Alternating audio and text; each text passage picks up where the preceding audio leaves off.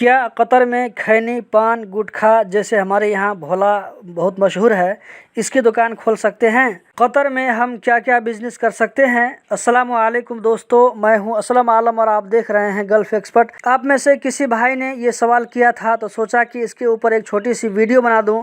अगर आप इसके बारे में जानना चाहते हैं तो वीडियो को लास्ट तक ज़रूर देखिए। इस वीडियो में आप लोगों को बहुत सारी जानकारी मिलने वाली है। आगे ये भी बताऊंगा कि बिज़नेस का सेटअप कैसे कर सकते हैं और कितना खर्च आ सकता है। दोस्तों, कतर में जब आप अपनी कंपनी ओपन करेंगे तो सबसे ज़्यादा जो मिलने वाला एक्टिविटी है वो है ट्रेडिंग। ट्रेडिंग में बहुत सारे ऑप्शन हैं, जैसे आप जो सामान भी बेच सकते हैं कतर में, चाहे रिटेल हो या होलसेलर हो, ये सब ट्रेडिंग में आ जाता है। जैसे building material, AC, fridge, home supply, ये सब ट्रेडिंग में आ जाता है। इसके अलावा कॉन्ट्रैक्टिंग है, इसमें आप किसी प्रोजेक्ट को पकड़ सकते हैं और ये काम कर सकते हैं। जैसे घर बनाने का हुआ, रोड बनाने का हुआ, पेंटिंग करने का हुआ, और अपनी कंपनी से वर्करों को दूसरी कंपनी में सप्लाई भी दे सकते हैं कॉन्ट्रैक्टिंग के तहत। आप कतर में टेलर की दुकान भी ओपन कर सकते हैं, साथ में कपड़ा और टेलरिंग से रिलेटेड सामान भी बेच सकते हैं, लेकिन इसके लिए आपको अलग से एक्टिविटीज़ लेना पड़ेगा। मतलब अब अगर आप टेलर की दुकान खोलते हैं तो उसमें आप कपड़ा और इसका अलावा जो मटेरियल है वो नहीं बेच सकते हैं। कपड़ा और मटेरियल को बेचने के लिए आपको अलग से एक्टिविटी लेना पड़ेगा।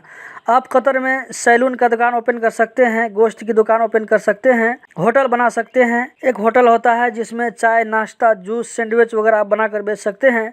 दूसरा होटल होता है आप अंदर बैठा कर लोगों को खाना खिला सकते हैं। दोनों में थोड़ा सा फ़र्क है।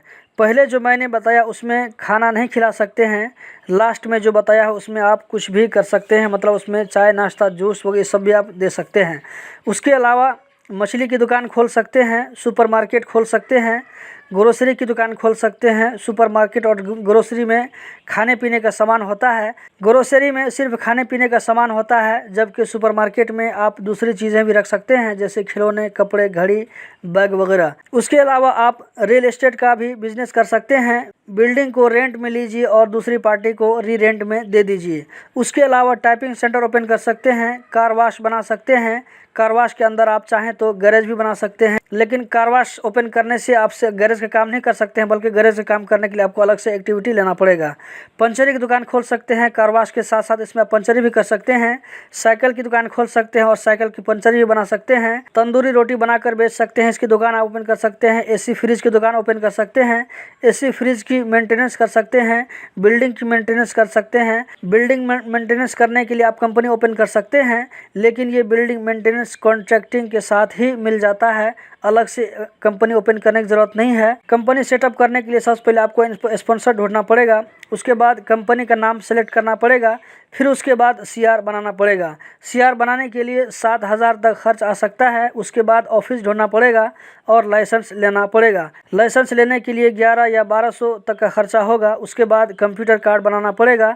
10,000 रियाल तक में एक छोटी सी कंपनी ओपन हो सकती है, लेकिन मैं इसमें सर्विस चार्ज को नहीं जोड़ा हूँ। जो बंदा ये काम करके देगा वो आपसे सर्विस चार्ज लेगा। एक्टिविटीज़ के हिसाब से इस अमाउंट में कम भी हो सकता है और ज़्यादा भी हो सकता है। कतर में खैनी, पान, गुटखा वगैरह का बिजनेस सख्ती से मना है।